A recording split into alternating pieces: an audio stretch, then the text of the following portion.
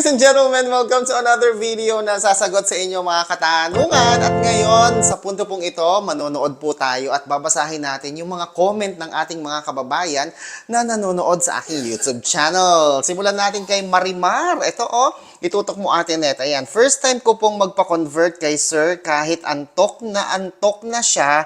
Ginaid pa din niya ako ano gagawin. Very accommodating at mabait kahit sobrang ano kaya yung ibig niya sabihin doon? Sobrang busy o sobrang mahal? Sobrang mahal daw magpa-trade? Ganun ba yan? Eto naman, basahin natin kay Obet. Sabi niya dito, ayan first time ko po magpa-convert at nagtiwala ako kay Sir DJ Chico. Legit po siya, sabi ni Obet TV. Hello, Obet! Eto naman, mula kay Divine Tavara 22, legit, 100% reliable at trustworthy si Sir DJ Chico. Maraming salamat sa iyo. Maraming salamat po, Sir. God bless you always. Mula naman kay MG Barrio, legit na legit po. Salamat po, Sir Chico. Receive ko na po. Mula naman kay Annalyn Dasmariñas, marami scammer kasi kaya laging mag-ingat. Tama po kayo. Alam nyo guys, hindi lang po, itutok mo sa mukha ko tayo. Hindi lang po mga customer ang nai-scam. Alam niyo po ba, kahit ako po mismo na trader, ay nai-scam din po, nabibiktima po tayo ng mga scammers. Talagang laganap po sila. Pwedeng kayo ang biktimahin nila o kaya ay ako. So kahit sino sa atin, ladies and gentlemen, pwedeng maging biktima ng mga scammer. Kaya anong dapat natin gawin? Lagi po tayong mag-due diligence. I-double check nating mabuti kung yung katransak ba natin ay si DJ Chico. Kamukha yan. Tignan mo, yan dapat ang mukhang tinitignan ninyo kung yan ba ang taong katransak ninyo. Tama. So, tama ba?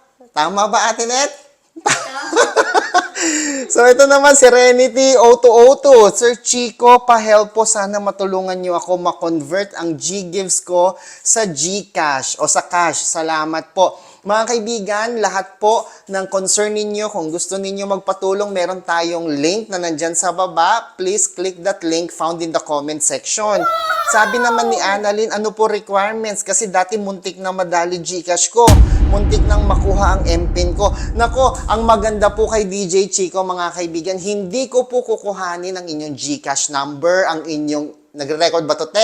Baka hindi ito nagre-record, ha? Hindi ko kukuhanin ang inyong Gcash number, ang inyong MPIN, ang inyong OTP.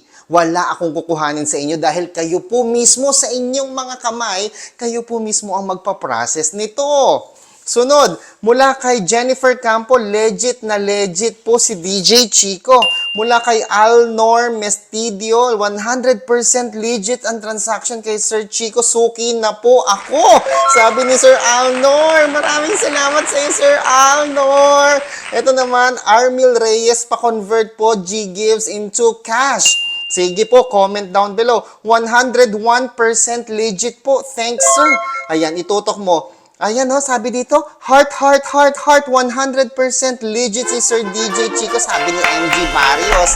Legit, sabi ni Alni Villasis. Tama po kaya po kay DJ Chico, ilapit mo. Kay DJ Chico lang dapat magpa-trade. A minute lang, receive na agad. Trusted trader, 100% legit. Ilang legit yun, Ate Net? Ilan?